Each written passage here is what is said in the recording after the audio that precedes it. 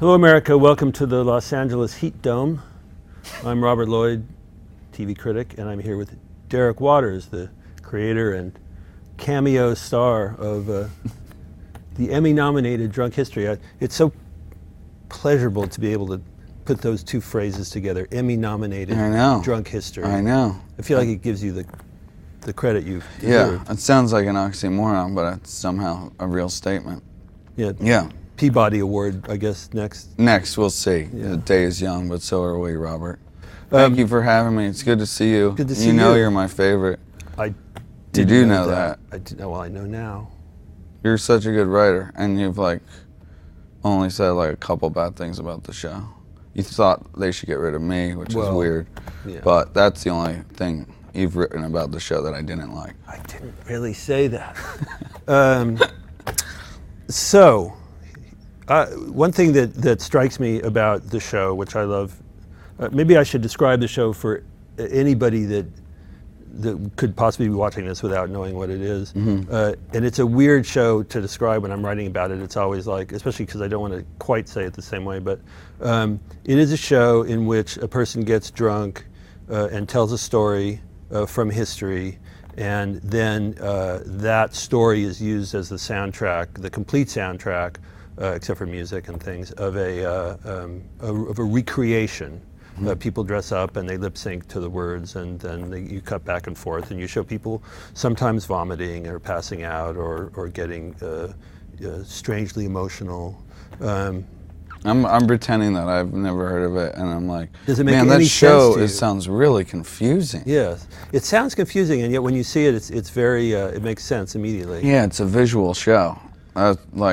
In the old days, doing it online, that's I always would pitch him. People were like, it sounds so much like Jackass. Like, what are you talking about? So it was because it's people getting drunk. Right, I had to prove that there was a real reason to do it and have real stories and real smart people telling real stories. But yeah, that's the only other thing I would add, is that they're all 100% true. Just the dialogue's a little modernized.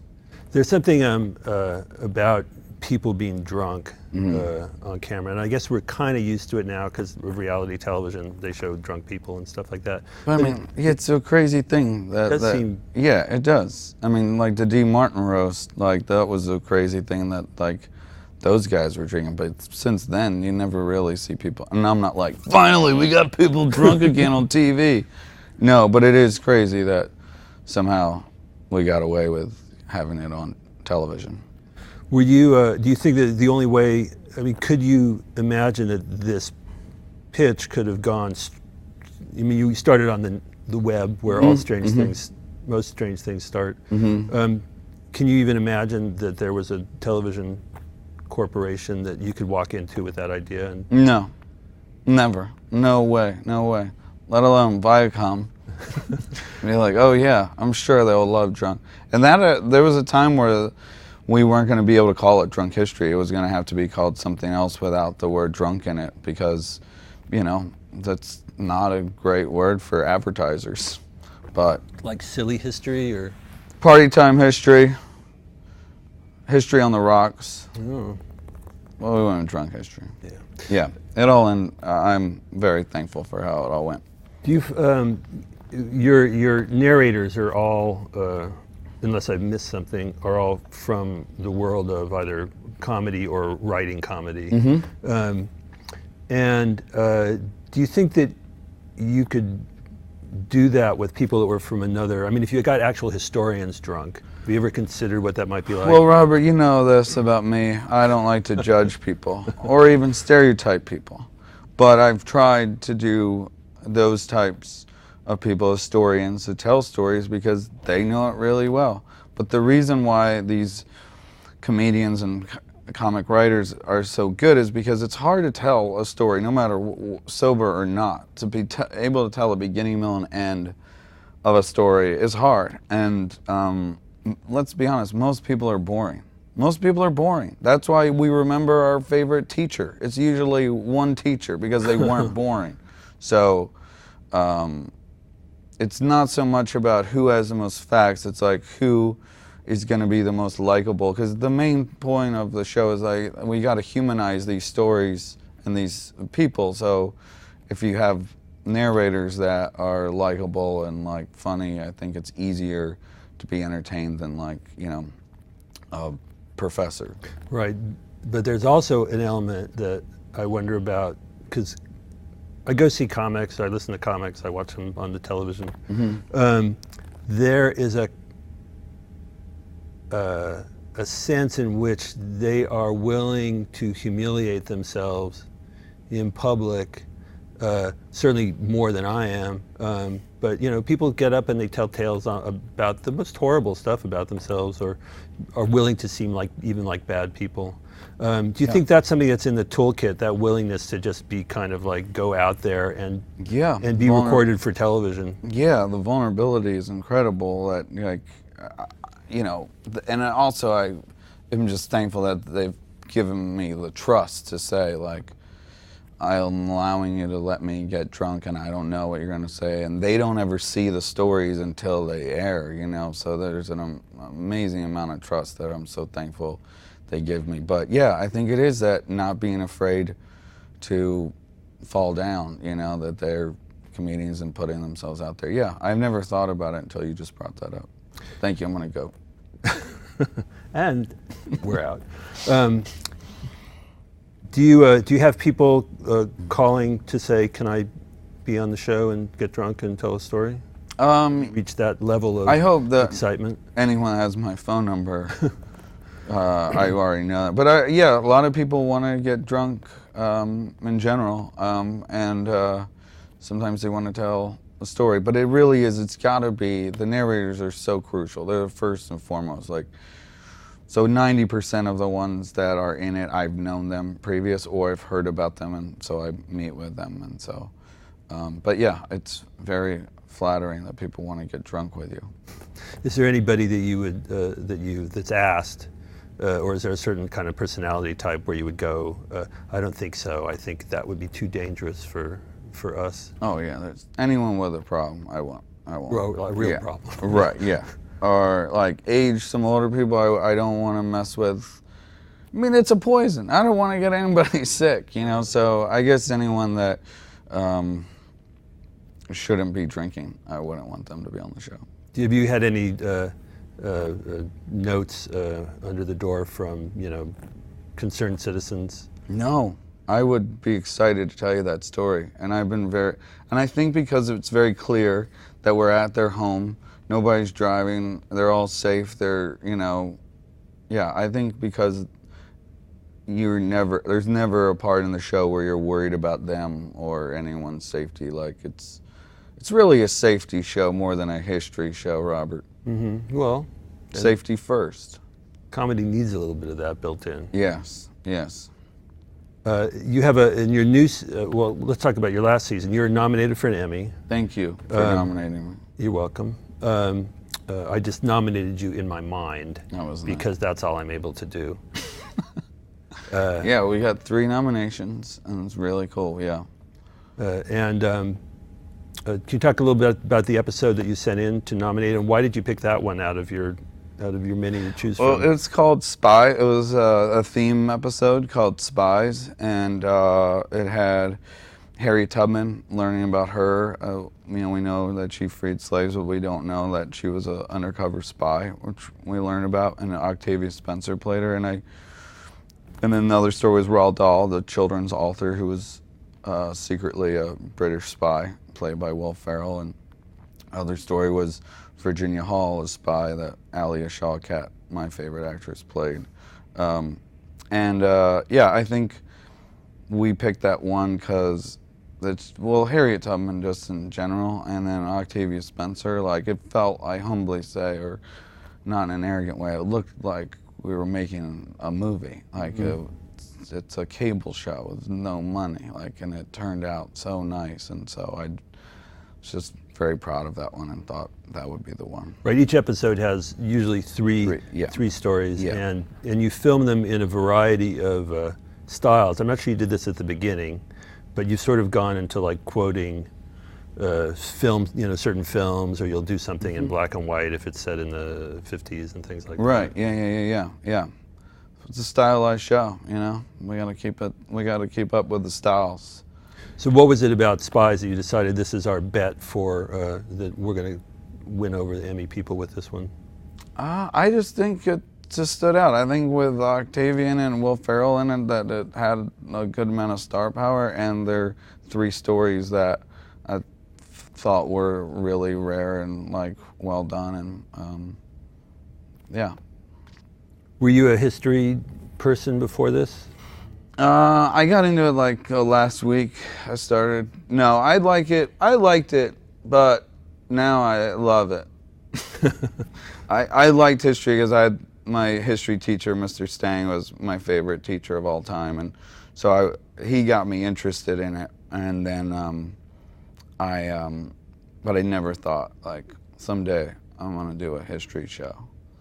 How did you make that? I know there's I don't want to make you repeat old stories that you've already told me, but I know that you started this with a drunken evening with Jake Johnson. Jake Johnson, yeah. And he was telling you a story about Otis Redding. Mm-hmm, yeah. And you saw suddenly... I was picturing Otis having to move his lips to this BS, I felt, story. Right. About how he died. Yeah, that he was trying to... Jake was telling me Otis looked at his girlfriend before he got on the plane. He's like, "You take care of yourself, baby." And she was like, "I will, Otis. You take care of yourself." And he was like, "No, baby, I'm serious. You take care of yourself." So he was so passionate about a stupidity story. I thought it was just, there's no way in hell this happened. And if it did happen, there's no way that's what they would be saying to each other.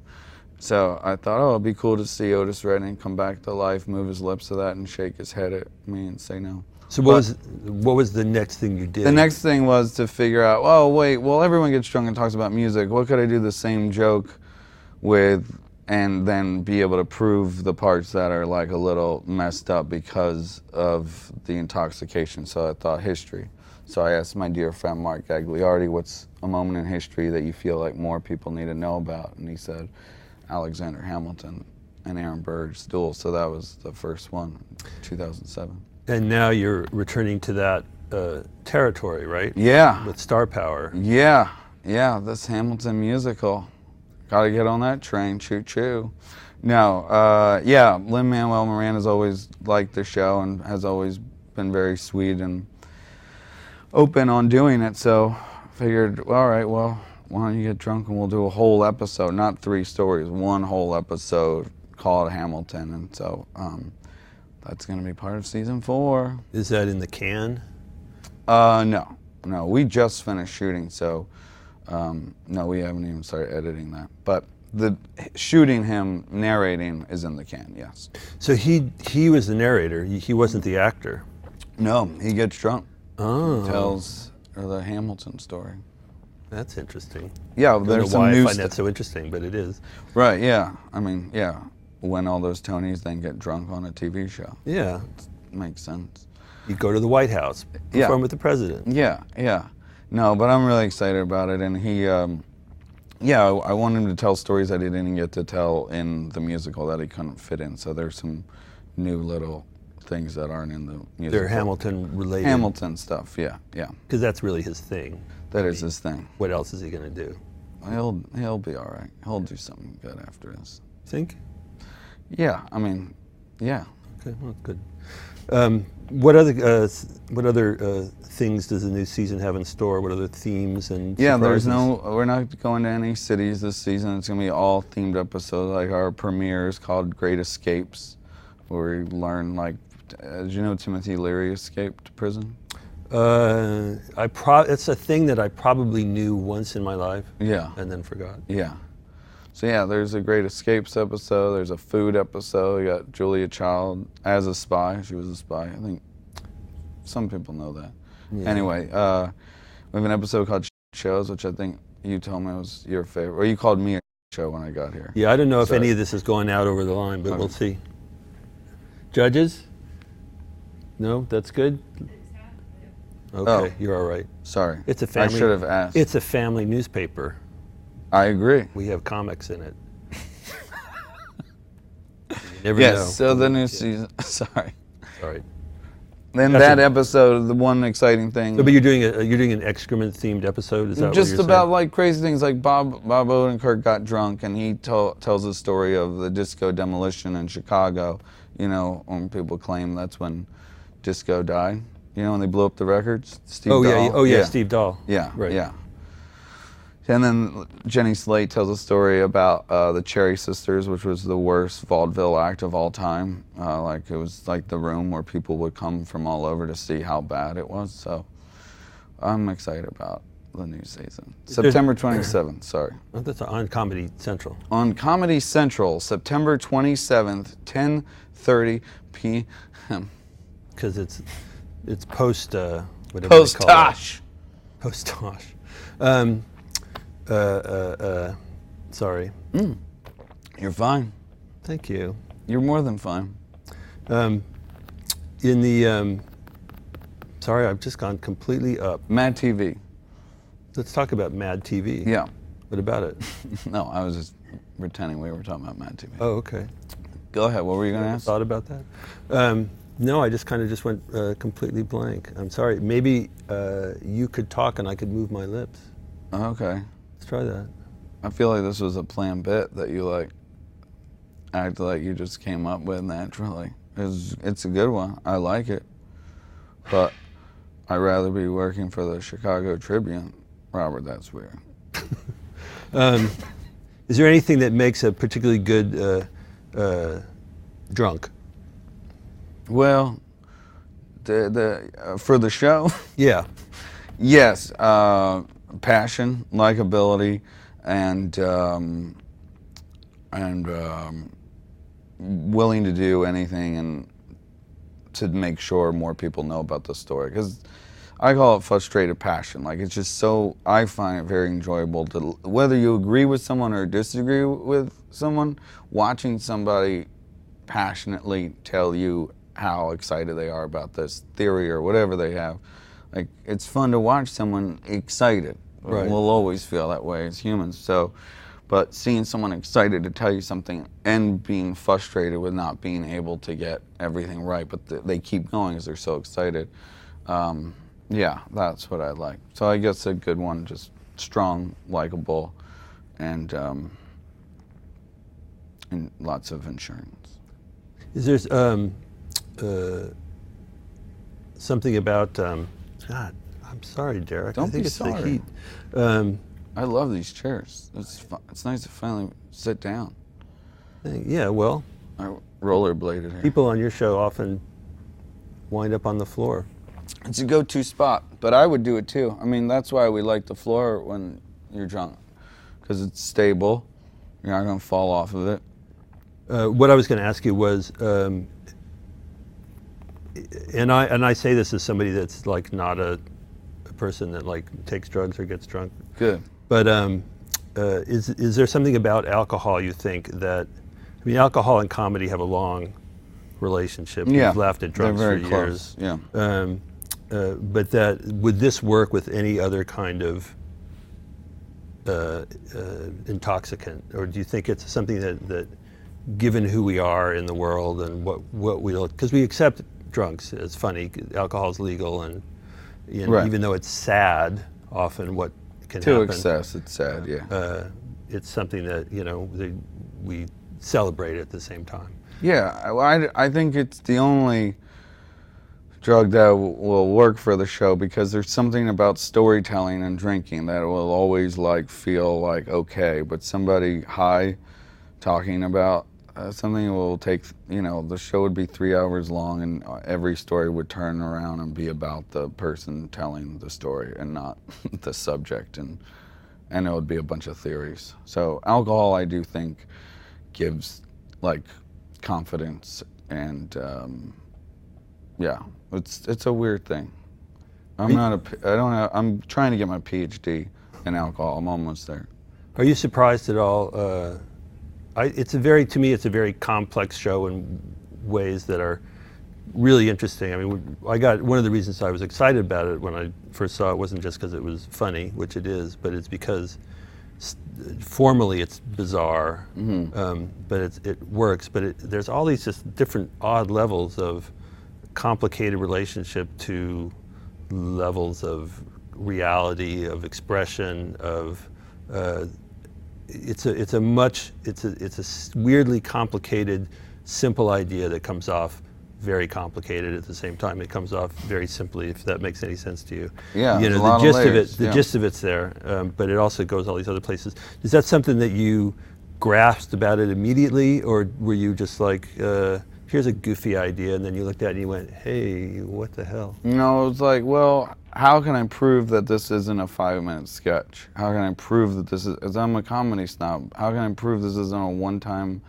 joke where it's like, oh, someone gets drunk and then a famous person moves their lips. So I always like to play my worst enemy, just like, well, why is this gonna be different? Well, how are you? So wanted to have it layers of like, that's why we went to the cities in the first season. So it's like, oh, and you're like meeting this guy, me, that like showing you like, oh, he's not like he's not a rude guy. He's comfortable with people, and like, oh yeah, the people that are drunk are safe with this guy. So they were trying to get that proven in all of the seasons. Yeah, I'm a snob, and I don't want anything to be like, well, that's so lazy. I want it to come off like, oh, it's this, it's that, it's got passion, it's got heart. Like, yeah, I don't want to do anything that's just like one note, you know. Well, thanks. This was fun and enlightening, and I apologize for those moments of strange confusion and dead air that I brought. Is it weird? Those were my favorite moments. It's not weird. In fact, watching Drunk History, I'm not surprised. I won't throw up. Don't. I don't have to. Promise me you'll never throw up. This is just water in this cup. Good. Well, it's been a real Los Angeles Times with you. And thanks. That's it. Bye.